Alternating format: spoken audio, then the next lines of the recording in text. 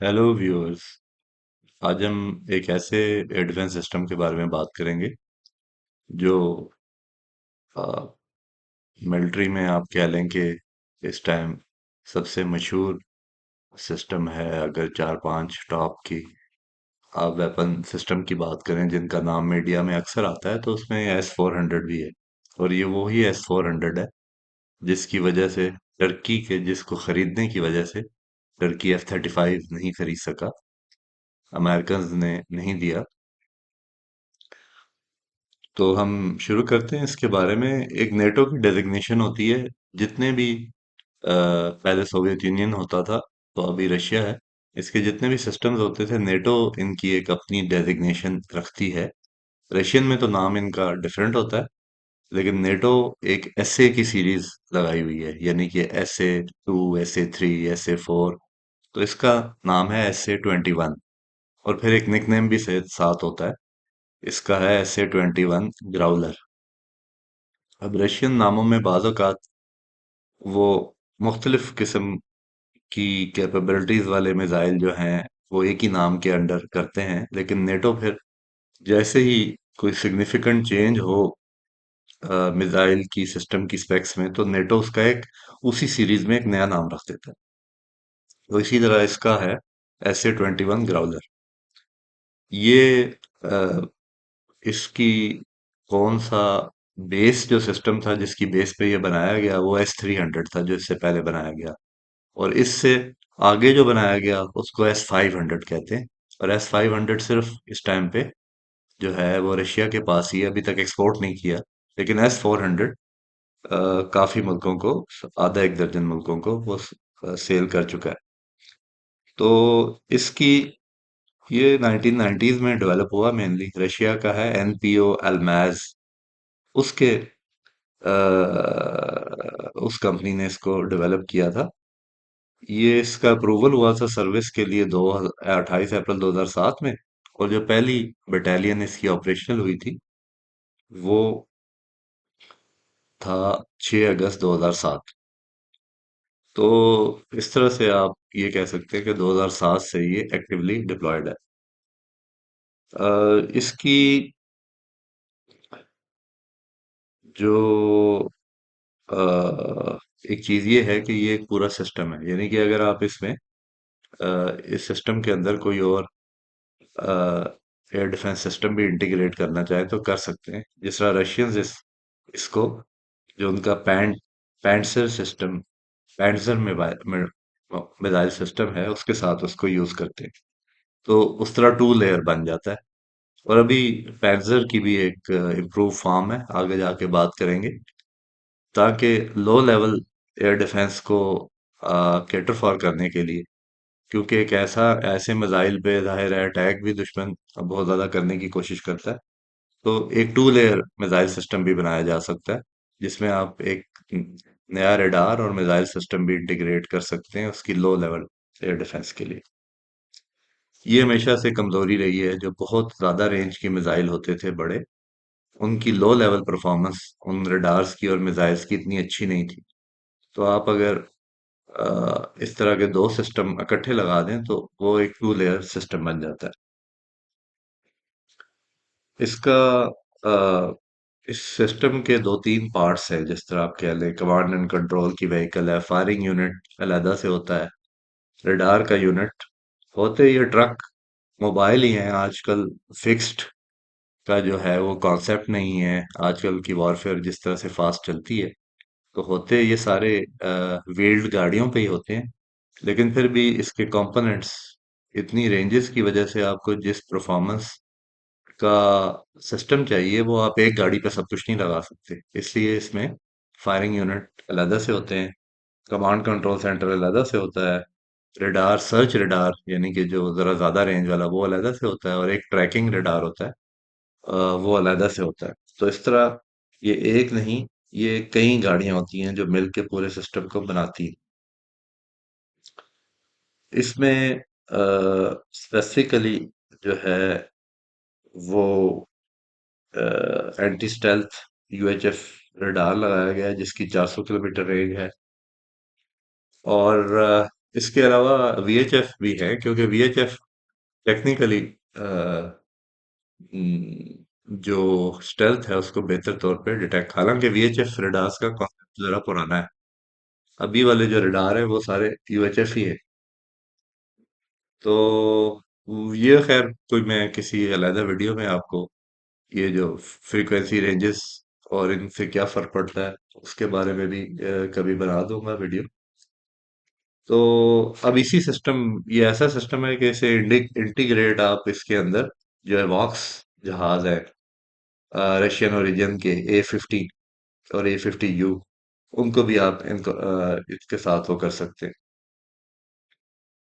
फिर VHF radars में search और ट्रैकिंग है, एक्स और एल बैंड रडार्स भी हैं इसके अंदर। और जहां तक आप ये बात करें तो जो इनका VHF रडार है उसकी भी 400 किलोमीटर रेंज है। तो जो मेन मल्टी फंक्शन रडार है 92N6E, वो प्राइमरी रडार के तौर पे एक्ट करता है। उसकी एक्चुअल रेंज जो है वो 340 किलोमीटर है। इसके अलावा जो 91N6E रडार है उसकी टारगेटिंग रेंज जो है वो 150 किलोमीटर है। और अगर आप टारगेटिंग रेंज की ही बात करें तो आगे इस तरह से है कि बैलिस्टिक टारगेट, जिसमें बैलिस्टिक मिसाइल भी शामिल है, अ, तो वो 200 किलोमीटर रेंज तक है टारगेट किया जा सकता है। और अगर फाइटर जहाज की साइज का टारगेट हो तो 340 किलोमीटर।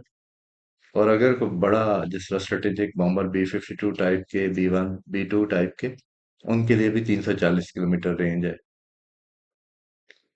जो इसमें हाई एल्टीट्यूड पे डिटेक्ट करता है रडार, इसका जो एक्सपोर्ट वर्जन है वो एक वक्त में 20 टारगेट्स को ट्रैक कर सकता है। और जो इस तरह के सिस्टम में इम्पोर्टेंट ये होता है कि आपका एक सेंट्रल रडार है और उसके साथ लॉन्चर्स हैं, 6 से 8 भी हो सकते हैं। तो उनको आप कितने फासले में लगा सकते, क्योंकि एक ही जगह लगाएंगे तो उनका हिट करना आसान हो जाता है। तो इसमें इन्होंने ये फैसिलिटी भी दी है कि आप उनके दरमियान 100 किलोमीटर का डिफरेंस भी डाल सकते हैं। तो इस तरह से आप इस तरह की कंडीशन में आपके लिए इम्पोर्टेंट होगा कि आप उसका मेन जो रडार है उसको डिटेक्ट करें कि वो किस जगह पे डिप्लॉयड है और उसको टारगेट करने की कोशिश करें। क्योंकि अगर आप एक फायरिंग यूनिट को तबाह करते हैं तो आप उसका एक हिस्सा 10% 20% तबाह कर रहे हैं, वो सिस्टम तबाह नहीं होता। क्योंकि एक्चुअली फायरिंग यूनिट 360 डिग्री हर डायरेक्शन में लगाए जाते हैं, ताकि जो भी करीब तरीन यूनिट है उधर से मिसाइल जो है वो फायर किया जाए टारगेट की तरफ। इसमें एट एक जो पूरा सिस्टम होता है उसमें 8 बटालियन, रशियन उसको डिवीजन कहते हैं, लेकिन 8 बटालियन होती हैं जो कि 72 लॉन्चर्स तक कंट्रोल कर सकते हैं। अब 72 लॉन्चर्स से आप ये अंदाजा कर लें कि 72 भी पूरा नहीं है। अगर आप इसमें मैक्सिमम रेंज वाला मिसाइल डालेंगे यानी कि 350, तो वो फिर इससे हाफ हो जाएगा। क्योंकि वो मैक्सिमम उसके 4 से फिर 2 लॉन्च, एक जो लॉन्चर है उसके उसमें 4 मिसाइल की बजाय 2 मिसाइल हो जाते हैं अगर लॉन्गेस्ट रेंज वाले डालें। तो जनरली एक कम्बिनेशन मिसाइल की डाली होती है मुख्तलिफ रेंज वाली इस सिस्टम के अंदर। तो वो सारे मिसाइल जो है वो 350 किलोमीटर रेंज वाले नहीं होते, 250 वाले भी होते हैं। या मैं आपको एक लिस्ट जो है वो दिखा दूंगा किसी टाइम कि कौन कौन सी जो है इसमें रेंजेस होती हैं। तो अभी जो इसका लेटेस्ट अपग्रेड है उसमें आप ग्राउंड टारगेट्स, अगर ग्राउंड पे भी कोई टारगेट है तो उसको भी आप अटैक कर सकते हैं इस सिस्टम को यूज करते हुए। जिस तरह मैंने जिक्र किया था कि मुख्तलिफ रेंज के जो है वो मिसाइल्स होते हैं इसमें। तो अ, सबसे ज्यादा जो रेंज है वो 380 किलोमीटर वाला है, और लेकिन बहुत कम प्रोड्यूस किए गए हैं। जो सबसे ज्यादा कॉमनली, जिसको नेटो SA-20 कहती है एक्चुअली, वो 240 किलोमीटर रेंज वाले मिसाइल हैं। अ, फिर 200 वाले भी हैं, 120 किलोमीटर वाले भी हैं, और 40 किलोमीटर वाले भी हैं। 40 वाले भी काफी कम प्रोड्यूस किए गए हैं, और 120 वाले भी कम प्रोड्यूस किए गए हैं। तो आप ये कह सकते हैं कि सबसे कॉमन जो है वो 240 किलोमीटर वाला मिसाइल है, जो प्रोड्यूस किया गया है, और वही ज्यादातर इस्तेमाल होता है। कम रेंज वाले इस हिसाब से इकोनॉमिकल हो सकते हैं, तो जाहिर है अगर आपने टारगेट को बहुत करीब तबाह करना है, खास तौर पे क्रूज मिसाइल में लिमिटेशन है कि आपने उसे करीब तबाह करना है, तो फिर बहुत लॉन्ग रेंज वाले मिसाइल की कोई खास जरूरत नहीं है। वो आप कह लें कि पैसे जाया करने वाली बात ही है, तो इसलिए छोटा और सस्ता मिसाइल आप उस सूरत में यूज कर सकते हैं।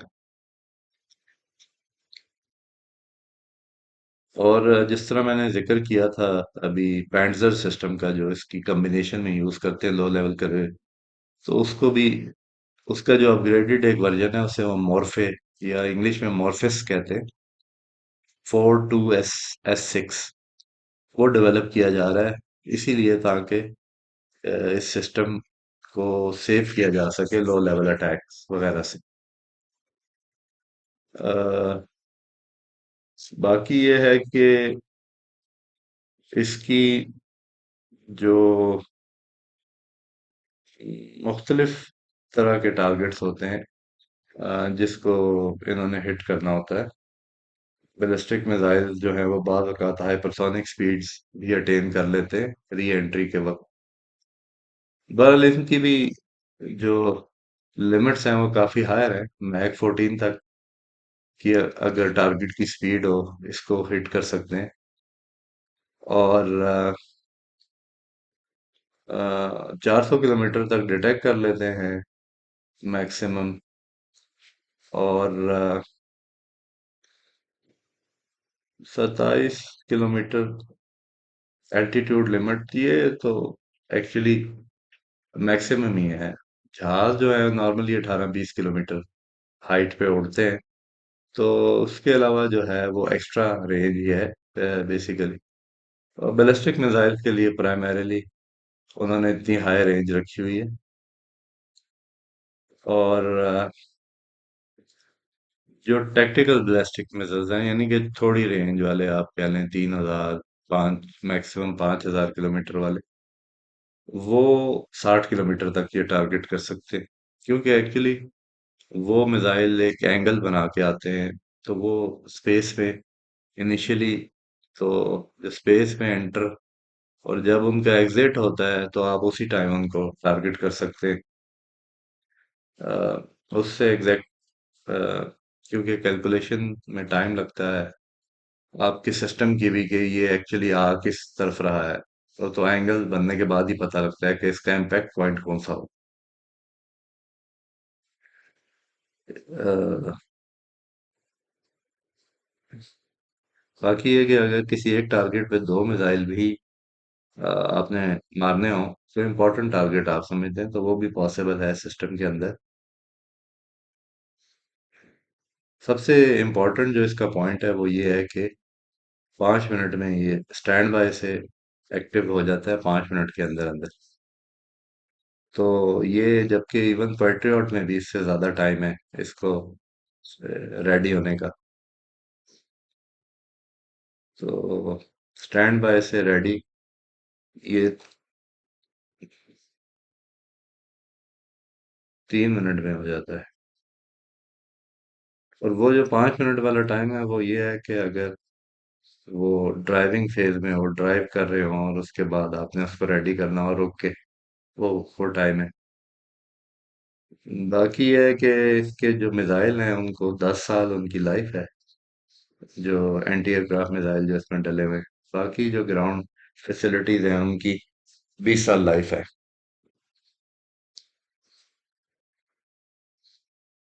तो जो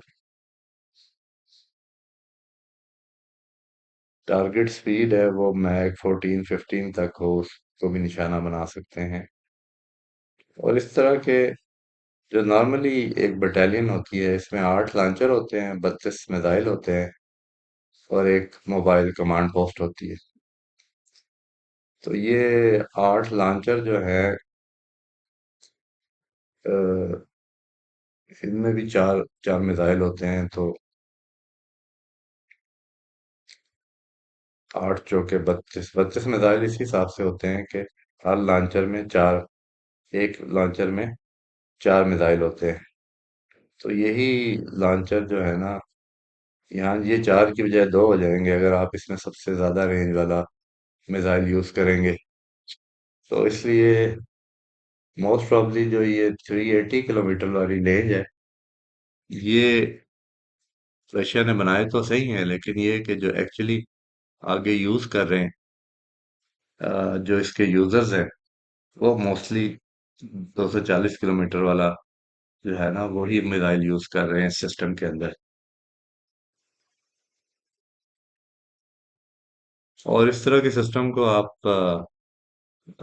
इस तरीके से ही टारगेट करते हैं कि जो लिमिटेशन है इसकी कि कितने वो फायर कर सकता है एक टाइम पे। तो जो अभी स्ट्रेटेजी ईरान ने की थी कि आपने ड्रोन्स भी भेज दी और क्रूज मिसाइल भी भेज दिए, और ज़ाहिर है इन सब की डिफरेंट स्पीड होती है। इसको आपने मैच करना होता है। जो आप बैलिस्टिक मिसाइल तो बहुत फास्ट ट्रैवल करता है, जिसकी मिसाल मैं आपको दूं कि फर्ज करें आपने लाहौर से न्यू दिल्ली फायर करना हो तो 4 से 5 मिनट लगेंगे टोटल। और साउथ में बम्बई वगैरह को टारगेट करना हो तो 7 से 8 मिनट लगेंगे। लेकिन इसकी निस्बत जो क्रूज मिसाइल हैं वो सबसोनिक स्पीड पे ट्रैवल करते हैं, और ड्रोन्स भी सबसोनिक स्पीड पे ही बल्कि काफी स्लो स्पीड पे ट्रैवल करती हैं। तो इस तरह की कोई भी प्लानिंग आपने बनानी है तो आपने ये करना है कि एट अ टाइम ये वेव तभी बनेगी जब ये सारी चीजें एक टाइम पे पहुंचे। यानी कि बैलिस्टिक मिसाइल आप सबसे आखिर में फायर करेंगे जब आप देखें कि आपके ड्रोन्स और जो दुश्मन का एयर डिफेंस सिस्टम है उसने टारगेट करना शुरू कर दिया है। आपने अंदाजा उनकी स्पीड और डायरेक्शन से सही लगाया कि इस टाइम पे वो पहुंच चुकी होंगी और उनका सिस्टम एंगेज हो गया होगा। ऐसे टाइम पे ऊपर से आप बैलिस्टिक मिसाइल भी मार देते हैं तो वो सिस्टम और स्वार्मिंग वाली बात हो जाती है, जिस तरह हमास ने इसराइल के जो है एयर डिफेंस सिस्टम के साथ किया था। तो स्वार्मिंग पॉसिबल तो है, लेकिन इसमें भी काफी प्लानिंग जो है वो रिक्वायर्ड है अगर कोई इनको काउंटर करना चाहे। बाकी एक एयरक्राफ्ट कैरियर की तरह एक बहुत अट्रैक्टिव टारगेट भी है, लेकिन ये कि मूविंग टारगेट है। रोड पे तो ये अच्छी खासी रोड स्पीड पे चलेगा, और ये अपनी पोजीशन चेंज भी कर सकते हैं थोड़ी थोड़ी देर बाद। रीडिप्लॉयमेंट भी इनकी हो सकती है। इस तरह मैंने बताया कि रडार और जो लॉन्चर है उसको दरमियान आपको को बहुत करीब नहीं लगाने पड़ते, इनको काफी फासले पे भी आप लगा सकते हैं। तो डेफिनेटली चैलेंजिंग होता है ऐसे सिस्टम में। आप फिर ये देखेंगे कि सबसे लॉन्गर रेंज जो टारगेटिंग और जो सर्वेलेंस रडार है उनकी वो कौन सी जगह डिप्लॉयड है, सबसे इम्पोर्टेंट क्रिटिकल इस सिस्टम को काउंटर करने के लिए या उस पे अटैक करने के लिए।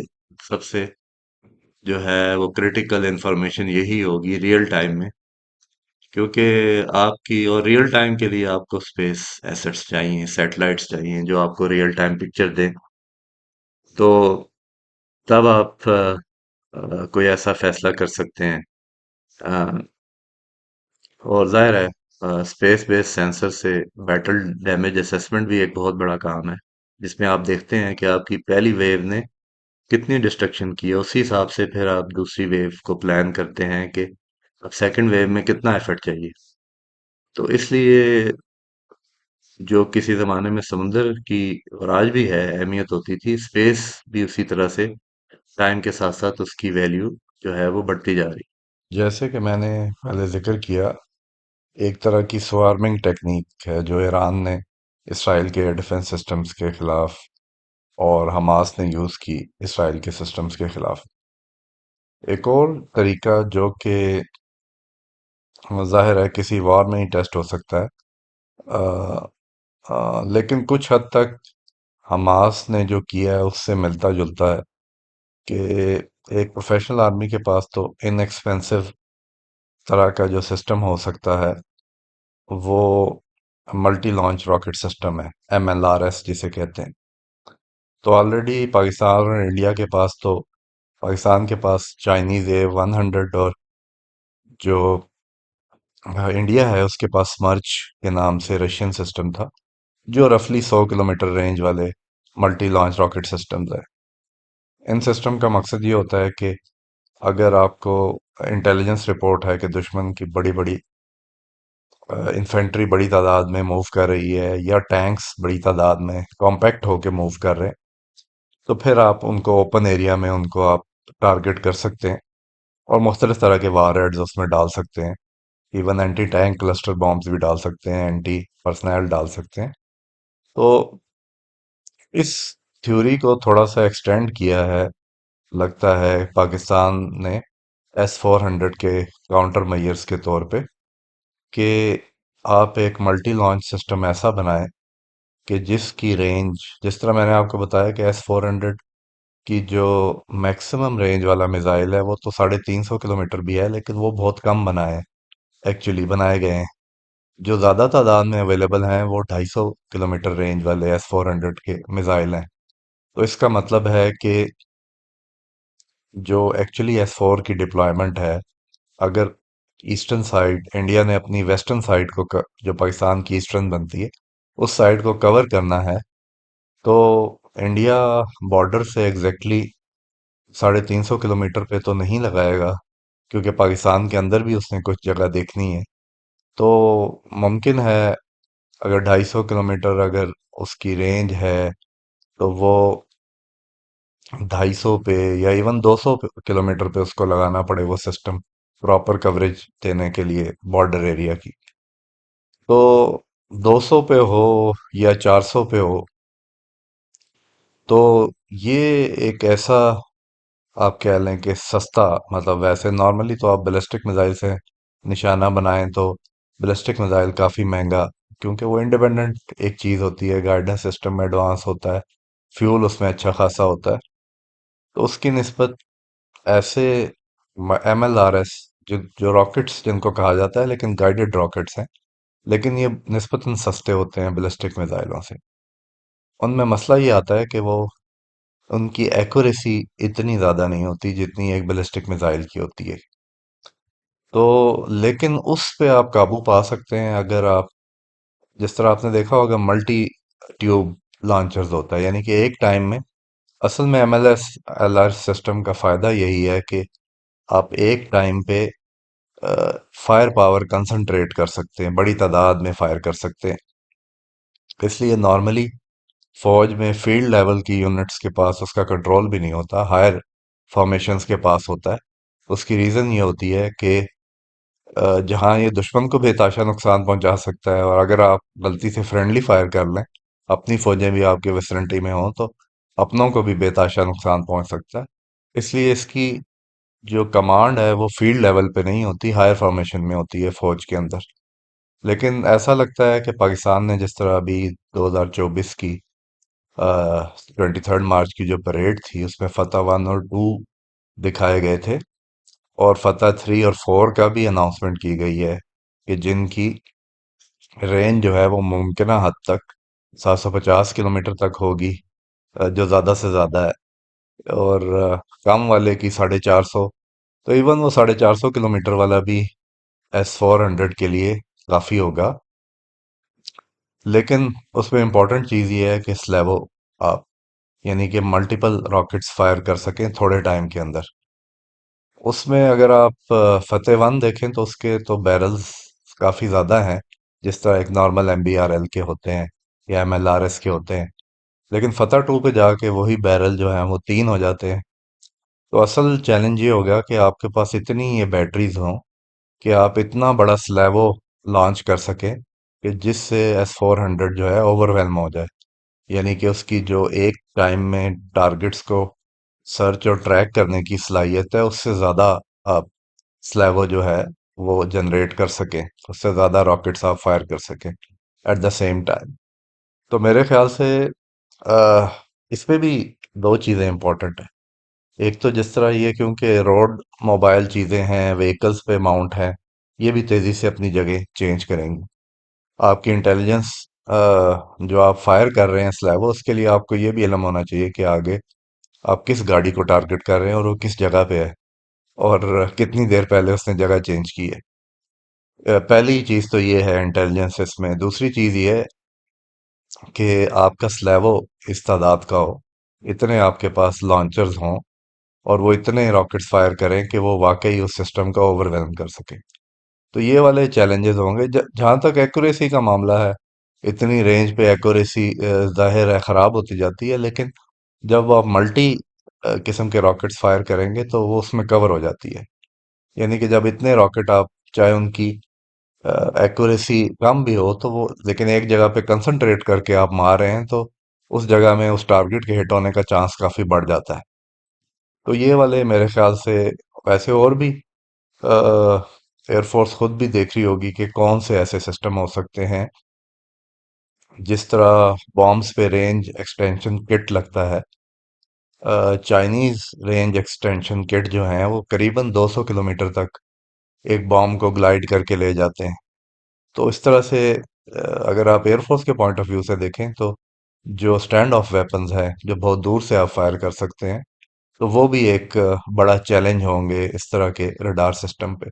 जिस तरह मैंने पहले कहा कि ये एक एयरक्राफ्ट कैरियर के टाइप का टारगेट है, कि दुश्मन के लिए बहुत इंसेंटिव होगा कि इस तरह के किसी टारगेट पे हमला करना, क्योंकि वॉर में उस चीज़ की बड़ी वैल्यू होगी कि अगर आप दुश्मन के इस तरह के बड़े सिस्टम, जिसको वो कवर के तौर पे यूज़ कर रहे हैं, अपने एम्ब्रेला आप कह लें, सैम्स, तो उसको आप हिट कर सकें। तो ज़ाहिर है दुश्मन उसको प्रोटेक्शन भी जितनी मैक्सिमम है दे सकेगा, अपनी देना चाहेगा अपनी एयरफोर्स से भी और अपने दूसरे डिफेंस सिस्टम से भी। और तो ये किसी भी जंग में जो है ना, ये एक इम्पॉर्टेंट चीज़ होगी। जिस तरह हम देख रहे होते हैं कि एयरक्राफ्ट कैरियर का क्या यूज़ होगा, तो हम ये भी इम्पोर्टेंट होगा देखने वालों के लिए कि S-400 का किस तरह से इस्तेमाल किया जाता है और दुश्मन उसको काउंटर करने के लिए क्या क्या करता है। आया उसकी एयरफोर्स ऑपरेट भी कर सकती है उस एरिया में कि नहीं, या अगर नहीं कर सकती तो फिर वो क्या काउंटर करता है दुश्मन।